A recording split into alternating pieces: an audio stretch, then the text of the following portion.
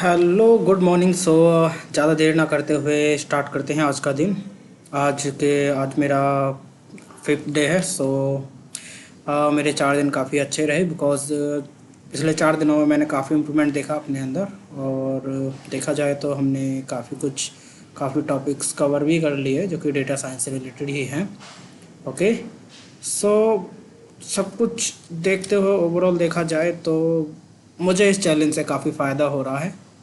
And उम्मीद करता हूँ आप सभी को भी इस चैलेंज से फ़ायदा हो रहा होगा। ओके। और अगर आप कहीं पे स्टक होते हैं तो प्लीज़ कॉल मी, हम साथ मिलके आपके उस प्रॉब्लम को सॉल्व करेंगे। ओके। सो चलिए स्टार्ट करते हैं आज का दिन और देखते हैं आज के दिन में हमने क्या लिखा है। ऊपर वाले ने तो कुछ नहीं लिखा, खैर हमने ही लिखा है जो लिखा है। आज के दिन के लिए हमने लिखा है introduction to libraries NumPy and pandas. ये बेसिक है। बेसिक किसका, मगर अभी तो पाइथन का बेसिक पढ़ा ना, अब ये किसका बेसिक आ गया भाई। चलिए हम बता देते हैं, ये है डेटा साइंस में जो लाइब्रेरीज यूज़ होने वाली हैं ये उनका बेसिक है। आई होप आप क्लियर हो गए होंगे। इस टॉपिक में आगे बढ़ने से पहले हम एक बार देख लेते हैं कि हमने पहले क्या क्या पढ़ा था। ओके, जिससे कि थोड़ा आपका रिसेप हो जाए एंड आपको चीज़ें थोड़ा याद आने लगे। खैर मुझे तो याद ही रहती है बिकॉज एवरी टाइम मुझे लगा रहता है कि यार आज का वीडियो कब रिकॉर्ड करना है। हालांकि टाइम नहीं होता फिर भी टाइम निकाल के वीडियो में रिकॉर्ड कर रहा हूँ। ओके ओके, देन आगे बढ़ते हैं। इस पहले फर्स्ट डे पे हमने पढ़ा introduction to Python for data science, जिसमें हमने पढ़ा था कि पाइथन ही क्यों हम डेटा साइंस के लिए यूज़ करना चाहते हैं और पाइथन फॉर डेटा साइंस का मतलब क्या है। देन उसके बाद पाइथन बेसिक्स पढ़े हमने। ओके, पाइथन बेसिक्स में हमने वेरिएबल्स पढ़े, डेटा टाइप्स पढ़े, ऑपरेटर्स पढ़े। Okay great. ओके, देन उसके बाद हमने कंट्रोल स्ट्रक्चर पढ़ा, इफ़ एल्स एंड लूप्स के बारे में पढ़ा। लूप्स में हमने पढ़ा while loop and for loop. Okay, जिसमें हमने रेंज भी अप्लाई की एंड ओके, एंड जिसमें कि हमने ब्रेक एंड कंटिन्यू कीवर्ड का यूज़ भी किया। ओके ग्रेट, मुझे काफ़ी कुछ याद है यार। ओके, आगे बढ़ते हैं। थर्ड डे पे हमने किया फंक्शंस एंड मॉड्यूल्स। ग्रेट, अच्छी बात है, आई होप आपने भी किया होगा। देन डे 4 पे हमने किया working with list and dictionaries. Dictionaries, हाँ लिस्ट एंड डिक्शनरीज हमने पढ़ा था। यस हमने पढ़ा था। देन अब आते हैं डे 5 पर, यानी कि फिफ्थ डे, जो कि है introduction to libraries. Okay so let's start. चलिए हम गूगल बाबा के पास चलते हैं। गूगल बाबा हमको थोड़ा ज्ञान दो, हम रास्ते से भटक रहे हैं। क्या देख रहे थे? What is a library? Library तो हमारे स्कूल में है, कॉलेज में है। ये कौन सी लाइब्रेरी है? In Python. Well school school हर जगह हमें स्कूल ही याद आता है, ना जाने ये स्कूल की यादें कब पीछे छोड़ेंगे। Okay, what is a library in Python? Okay आगे बढ़ते हैं। Well what is mean by A library in Python? A Python library is a collection of related modules. Modules कहीं सुना सुना लग रहा, कहाँ पढ़ा था?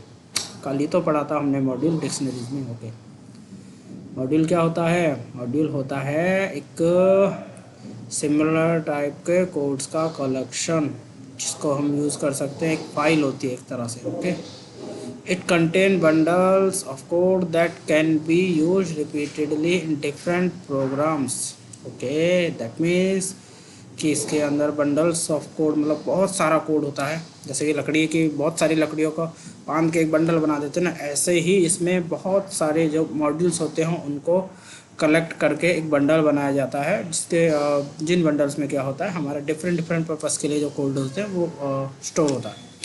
That can be use repeatedly in different program, मतलब जिसको हम रिपीटेडली यूज़ कर सकते हैं अलग अलग प्रोग्राम्स में। Okay, it makes Python programming similar and convenient for the programmers.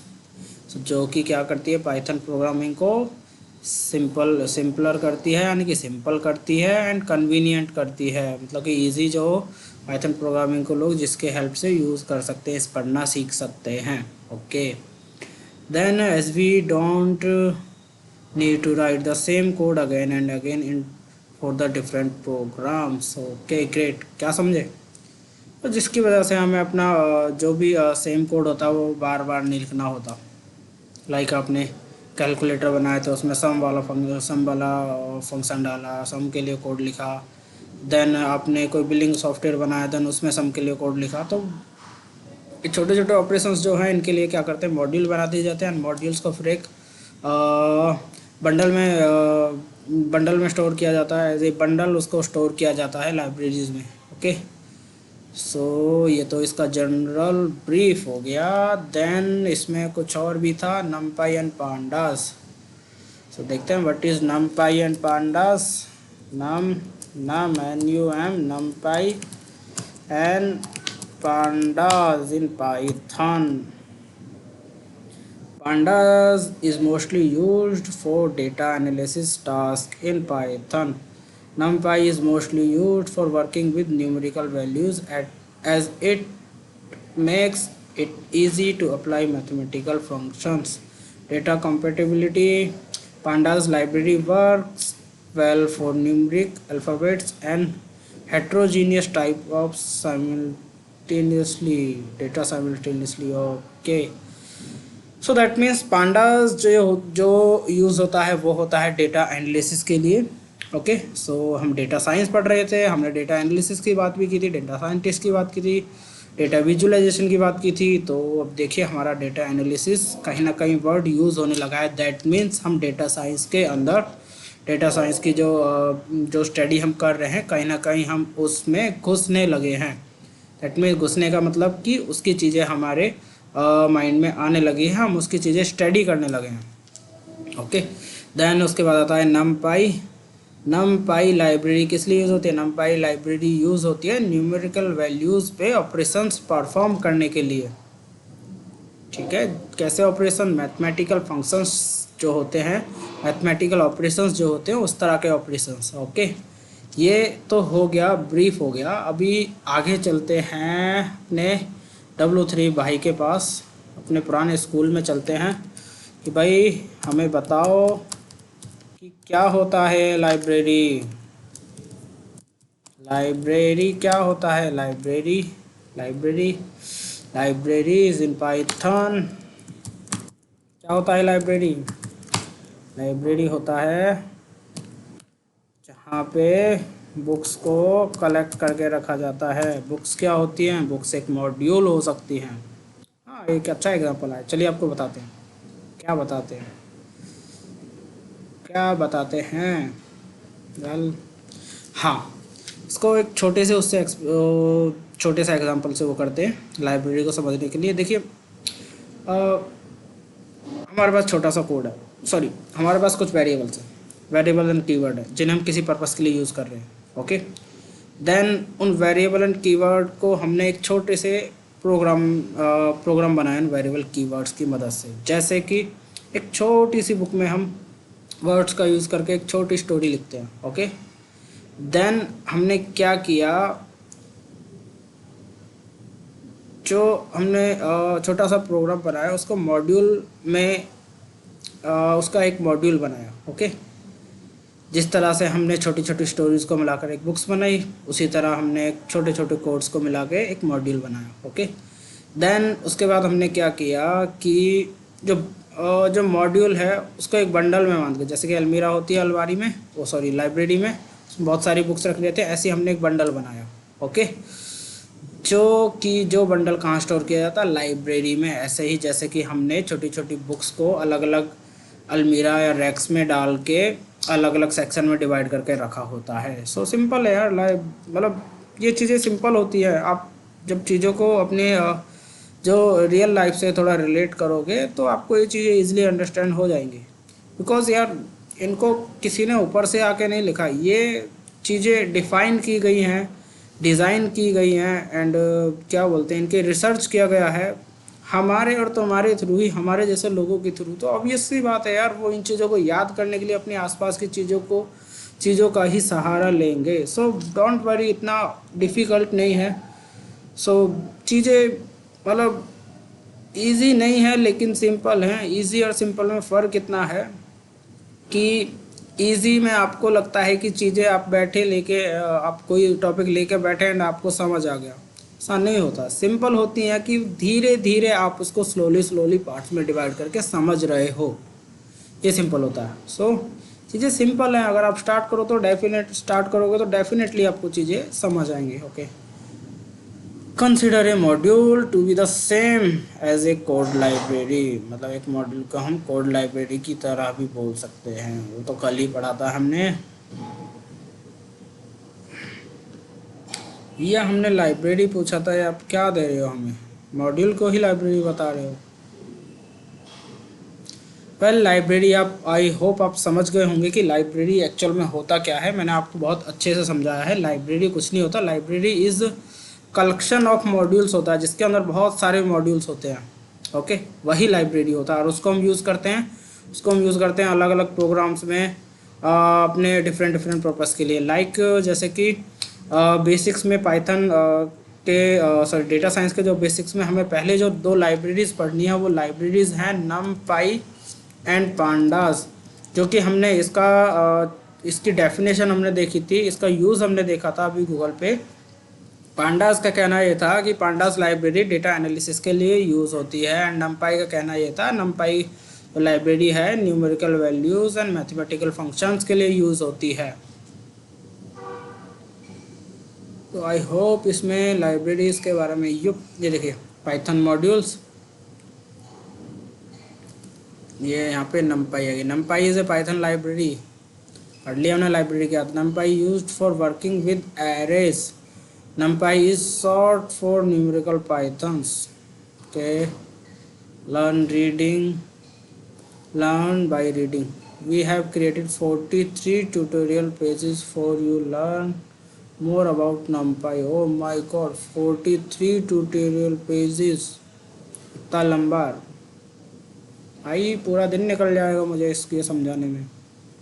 पता चला मैं चैलेंज, इसीलिए मेरा चैलेंज मेरे से टूट गया, क्योंकि मैं चैलेंज को कंप्लीट करना चाहता था। बड़ा टिपिकल सा लॉजिक है ना, चैलेंज इसलिए टूट गया क्योंकि मैं चैलेंज को कंप्लीट करना चाहता था। खैर anyway, come to the point, starting with basics introduction and ends up with creating and plotting random data sets and working with numpy functions. Introduction, getting started, creating array, array indexing, array slicing, data types, copy view, array shape, array reshape, array iterating. Okay, इसको ना हम थोड़ा simple कर लेते हैं, because अगर मैं ये सब समझाने बैठा या समझने बैठा तो ये वीडियो काफ़ी लेंथी हो जाएगा, और आपकी चीज़ें फिर माइंड के ऊपर से जाने लगेंगी। सो इसको हम इस तरह से लेते हैं कि मैं आपको लाइब्रेरी का यूज़ करना बताऊंगा, कि लाइब्रेरी को कैसे यूज़ करते हैं। ओके, सो उसके बाद आप इस चीज़ की प्रैक्टिस कर लेना। NumPy is a Python library used for working with arrays. NumPy जो है मोस्टली एरेज के ऊपर अगर हमें काम करना है तो उसमें यूज़ होती है। एरे क्या होता है? एरे एक डेटा ब्लॉक्स होता है जिसमें सीक्वेंसली एड्रेसेस पे डेटा स्टोर किया जाता है। Okay, with indexing. I use NumPy in Python. We have list that serve to purpose of arrays, but they are slow to process. Okay, NumPy aims to provide an array object that is up to 50 max faster than traditional Python list. मतलब समझे? मतलब ये कि अगर हम arrays पे काम करने जाएंगे विदाउट NumPy लाइब्रेरी, तो हमारा कोड बहुत ही ज़्यादा लेंथी हो जाएगा और हमारा जो प्रोसेस है काम करने का बहुत ही ज़्यादा स्लो हो जाएगा। सो इस प्रॉब्लम को देखते हुए NumPy लाइब्रेरी जो है 2005 में किसने बनाई थी? ट्रेविस ओलिफेंट, पता नहीं यार कौन कौन लोग हैं। ओके, आगे बढ़ते हैं। The array object in NumPy called and array. Okay, it's provide a lot of supporting functions that makes working with ND array very easy. Okay, Why NumPy is faster than list? NumPy array stored at one continuous place in a memory, unlike list. Okay, array stored at a continuous place मतलब लगातार जगह पे लगातार address पे store होते रहते हैं. So process can access and manipulate them very difficult. Okay, this behavior is called locality of reference in computer science. Locality of reference, ये कहीं तो देखा लग रहा है. well, इसका मतलब समझते हैं हम. भैया गूगल बाबा तनिक आइए हमारे पास, हमें बताइए कि हम भोजपुरी काहे बोल रहे हैं. ओके, और number refer to phenomena in which a computer program tends to access same set of memory location for a particular time period. Okay, मतलब कि हम किसी सेम सेट को जब एक्सेस करना चाहते हैं एक पर्टिकुलर टाइम पीरियड पे, वो जो प्रोसेस होता है उसी को कहते हैं locality of reference. That means यहाँ पे कह रहा है, क्या कह रहा है, the behaviour is called locality man और reference NumPy array store at one continuous place in memory unlike list. So process can access and manipulate them very efficiently. This behaviour is called, मतलब कि वो क्या करता है, एक particular time पे data store करता है and then next particular time पे डेटा वहीं से यूज़ कर लेता. चलिए इसमें ज़्यादा वक्त ना गवाते हुए हम क्रिएटिंग एरे सीखेंगे, एरे इंडेक्सिंग सीखेंगे, एरे स्लाइसिंग सीखेंगे. ओके, बस इतना ही करेंगे, उससे ज़्यादा नहीं करेंगे, सिंपल. अभी देखिए, अभी हम पाइथन पे काम करने जा रहे हैं, तो देख लेते हैं. नंपाई एरे, ओके, सबसे पहले क्या करेंगे, चलिए आ जाते हैं यहाँ पे समझाने. नोटपैड बाबा खुल जाइए, हमें आपकी ज़रूरत है. देखो कल वाला कोड अभी तक रखा है. सबसे पहले क्या करेंगे, इंपोर्ट कीवर्ड का यूज़ करेंगे. देन नंपाई की जो लाइब्रेरी है उसको करेंगे इंपोर्ट. देन उसके बाद क्या करेंगे, एक एरे क्रिएट करेंगे. एरे का नाम कुछ भी ले सकते हैं आप, BR सातविस्ता ही लेता हूँ मैं हमेशा, एरे का नाम भी सातविस्ता लेते हैं. इज इक्वल टू, देन क्या करेंगे, NumPy डॉट एरे, जो भी एरे की वैल्यूज़ है वो उसमें हम स्टोर कर देंगे. ओके, याद रखिए ये कीवर्ड है NumPy डॉट एरे, ये कीवर्ड है एक एरे बनाने के लिए जो कि NumPy लाइब्रेरी से ही इंपोर्ट किया गया. ओके, तो इसको हम कुछ भी नाम नहीं दे सकते, इसको एरे ही लिखना पड़ेगा आपको.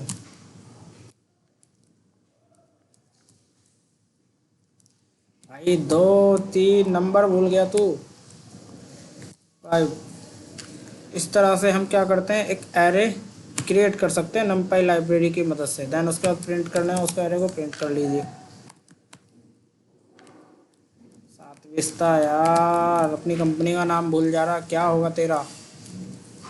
चलिए ये ट्राई करते हैं, यहाँ पे डाल के देखते हैं क्या होता है. Well it's working. चलिए इसमें अब कुछ क्या स्टोर करना, एक स्ट्रिंग स्टोर करके देखते हैं. कंपनी नेम, बस इतना ही करके देख लेते हैं.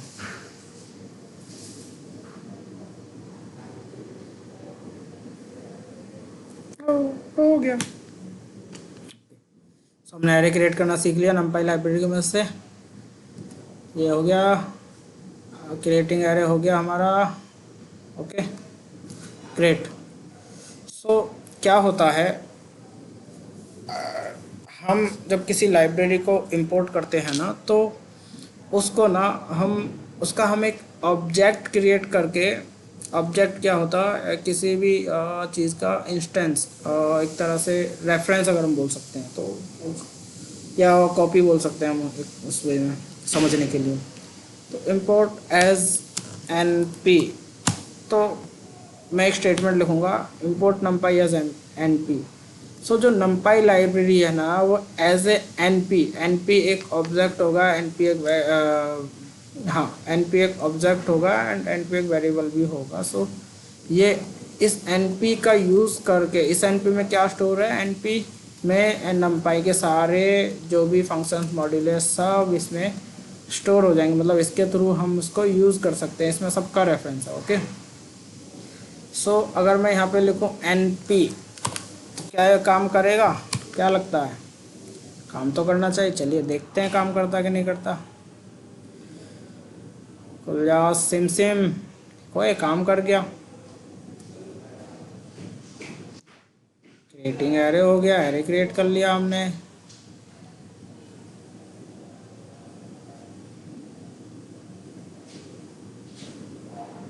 ये क्या बोल रहे हो भाई? हम 42 लिया इधर, तो था क्या वो? हमें बताओ तो सही। 0D array or scalar are the element in array, each value is in array is 0D, यानी कि 0 डायमेंशन, जिसका कोई डायमेंशन ही नहीं होगा, ना अपर ना लोअर ना लेफ्ट ना राइट, वो 0D array।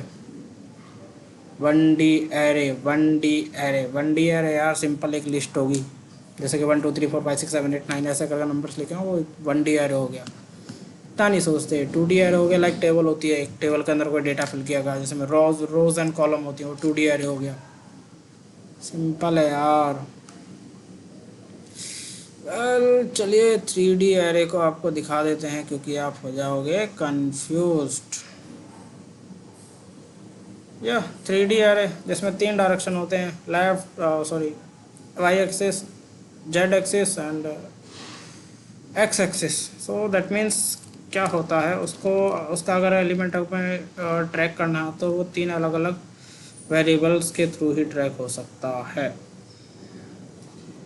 इसकी डेफिनेशन पर लेते हैं। Creating a 3D array 2D array both containing 2 array with the value 1 2 3 4 5 and 6। 3D array 2D array matrix as element is called 3D array। an array that has 2D arrays as matrix। Okay, मतलब अगर 2D array की एक matrix बनी हुई है, like हमने पहले 2D array बनाया, देन उसमें लेफ्ट में रो एंड कॉलम के थ्रू डेटा ऐड किया, देन एक और अलग से मैट्रिक्स बनाई जिसमें हमने एरे 2D एरे स्टोर किया, तो वो 3D एरे हो जाएगा। Check number of directions.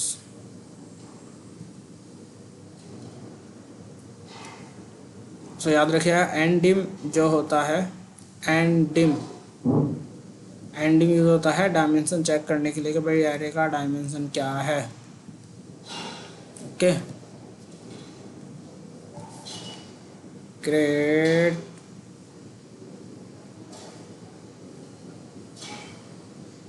तो ग्रेटर डायमेंशन के एरे बनाए जाते हैं, उसका सिंपल है, एरे लिखेंगे, देन एरे करेंगे, देन कॉमा मार के एंडिम करके जो भी उसका डायमेंशन होगा वो उसके अंदर डाल देंगे। सीरियसली? हाँ ऐसे ही करना है। चलिए इसको रन करके देखते हैं कि भैया 10 डायमेंशन का एरे दिखा के तो दिखाओ हमें कैसा होता है। बना के तो दिखाओ, पहले तो ये बहुत टाइम लेगा, देन उसके बाद ग्रेड करके दिखाएगा। नहीं किया, गुस्सा दिलाता है हमको। क्या 10 डायमेंशन का एरे होता है? Seriously seriously seriously seriously seriously, इसको करते हैं 10।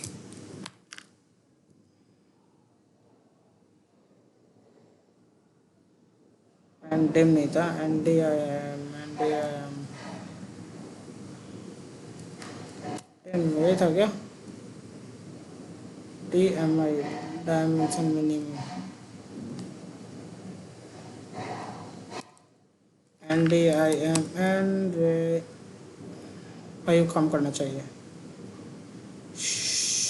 दो, वो काम कर गया। वेल इसी के साथ इसकी एक्सरसाइज होती है, नमपाई वगैरह हो गया, न्यूमेरिकल हो गया। वेल अभी नमपाई का ट्यूटोरियल हम ख़त्म करते हैं, हम चलते हैं अपने उस पर पांडास वाले उस पर। Where are you going bro, where is the पांडा?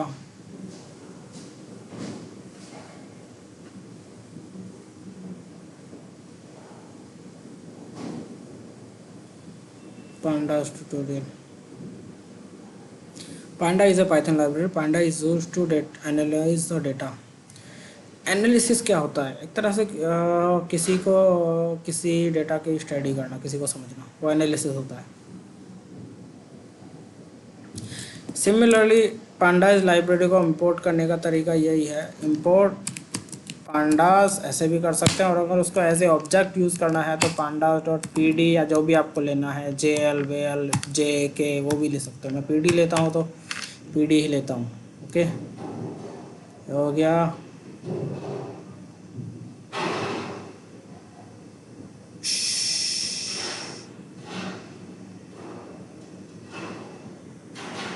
अभी हम चलते हैं गूगल कोलैब पे। कहाँ चलते हैं? Google Colab. गूगल भैया खुल जाओ, कोलैब भैया खुल जाओ। तनिक हमें आपका इस्तेमाल करना है। इस्तेमाल करना है? क्या गंदी गंदी बातें करते हो? इस्तेमाल करना क्या होता है? बोलो, हमें आपकी हेल्प चाहिए। चलिए खुल जाओ गूगल बाबा। चलिए, इसी के साथ डेटा एनालिसिस की बात हो रही है, इसी के साथ एक छोटी सी चीज़ और आपको बताता हूँ। डेटा एनालिसिस के लिए जो डेटा हमें चाहिए होता है ना, जो डेटा जिस पे हमें एनालिसिस करनी होती है, तो एक बहुत ही अच्छी साइट है कैगल करके। उस पे ना बहुत सारे डेटा सेट्स मिल जाते हैं जिन पे आप फ्री में एनालिसिस कर सकते हो। सो अभी हम वहीं से डेटा सेट्स उठाते हैं। ओके, आई होप ये कोई लॉगिन वोगिन करने के लिए ना बोले, मैं इरिटेट हो जाऊँगा। हाँ, हैप्पीनेस इंडेक्स डेटा सेट्स, कोई भी एक डेटा उठा लेंगे भाई। डाउनलोड 2 KB का डेटा सेट है। डोंट से लॉग इन, भाग इधर से, मेरे को लॉग इन नहीं करना। ओके, गूगल कोलैब ओपन हो गया है। गूगल कोलैब क्या है? गूगल कोलैब एक ऑनलाइन प्लेटफॉर्म है जहाँ पे आप पाइथन का किसी भी तरह का कोड प्रैक्टिस कर सकते हैं। ओके, ये आपसे कोई चार्ज नहीं लेता, कुछ कट नहीं करता, बस आप जाइए एंड यहाँ पे पाइथन की प्रैक्टिस कीजिए। बेसिकली ये डेटा एनालिसिस के लिए बनाया गया है, सो आप यहाँ पे डेटा एनालिसिस की प्रैक्टिस कर सकते हैं। तो चलिए इंपोर्ट करते हैं अपने पांडास को। Pandas as PD. ये क्या हुआ? यहाँ से आप एक क्लिक करके रन कर सकते हो उसको। क्या हुआ? अपने पांडास लाइब्रेरी को क्या किया है? इंपोर्ट किया है एज ए पीडी, मतलब पीडी के थ्रू हम उसको यूज़ करने वाले हैं। अभी हमको CSV फाइल चाहिए भैया। CSV फाइल कहाँ मिलेगी? CSV फाइल कोटे आहे। CSV फाइल, वेल देखते हैं CSV फाइल कहाँ मिलेगी। सॉरी, मुंबई में रहते रहते मराठी की आदत लग गई है। SLR1, वेल ये यूज़ कर सकते हैं SLR1। ओके, ये थोड़ी सी वार्निंग देगा कि ये डेटा टेम्परेरी है, टेम्परेरी आप स्टोर कर सकते हो। पहले CSV नहीं, एक्सेल फाइल है। .CSV ऐसा भी कुछ होता है? नहीं। आइरिस, ओके मिल गया, बट ये CSV नहीं है। वेल एनीवे, हम देख लेंगे जो होगा।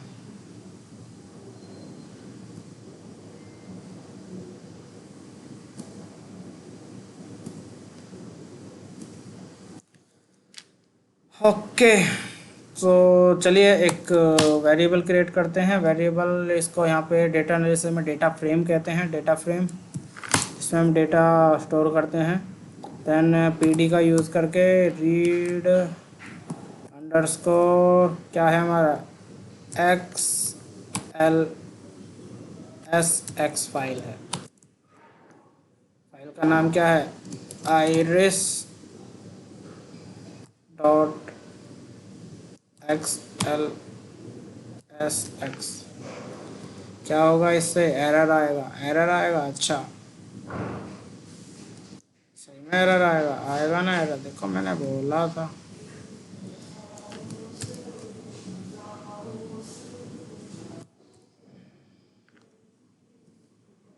एरर आएगा, एरर आ गया।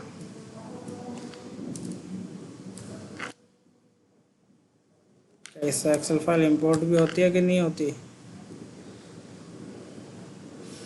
नहीं होती यार। हम एक्सेल फाइल को छोड़ के हम उस पर काम करते हैं। किस पे काम करते हैं? CSV फाइल पे। चलिए ओपन हो जाओ गूगल बाबा। हम फाइल का टाइप यहाँ से चेंज करते हैं। डिंग डिंग डिंग डोंग। JPG को दिखा रहा हो मुझे भाई? अच्छा समझ गया मैं।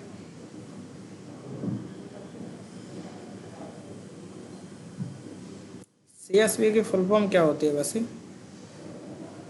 क्या होती है? क्या बोलो, नहीं पता? चलिए हम बता देते हैं। Comma separated values. भाई इधर नहीं मिल रहा। हम क्या करते हैं, अपने क्लासरूम से डाउनलोड कर लेते हैं। हमारे पास बहुत डेटा सेट है।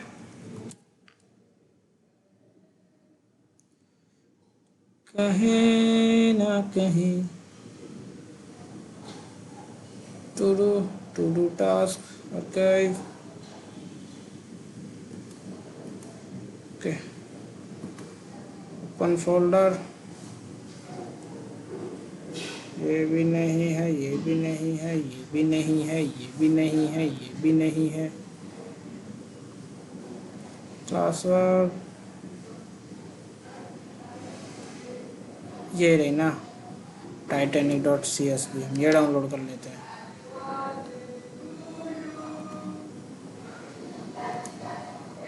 इसका एक्सेल को थोड़ा ओपन करते हैं।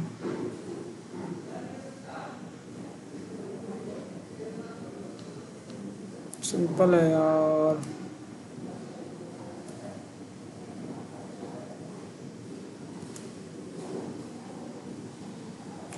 ये हमारी टाइटेनिक टेस्ट और CSV फाइल डाउनलोड हो रही है। हम इसको करते हैं सेव। कहाँ पे? हम इसको डेस्कटॉप पे सेव करते हैं एंड इसका छोटा सा नाम रखते हैं TT, ताकि इसको यूज़ करने में आसानी हो।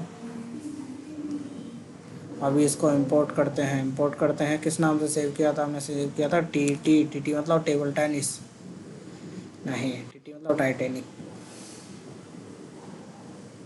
अब यहाँ पे करते हैं CSV।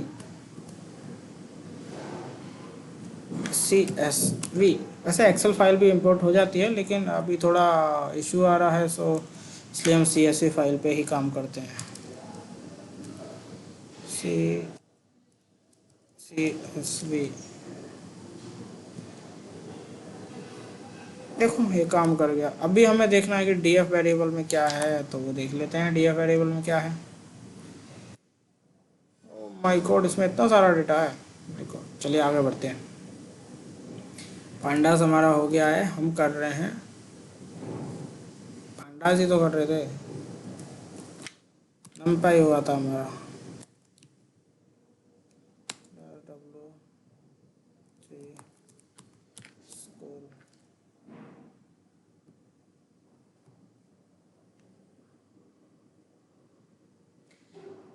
देखिए मैंने पांडास का इंट्रो दे दिया। गेटिंग स्टार्टेड, पांडा सीरीज, पांडा डेटा फ्रेम अभी क्रिएट किया, पांडा रीड CSV अभी क्रिएट करके दिखाया मैंने। पांडास एनालिसिस, डेटा एनालाइज करके दिखा देता हूँ पांडा पे डेटा कैसे एनालाइज करते हैं।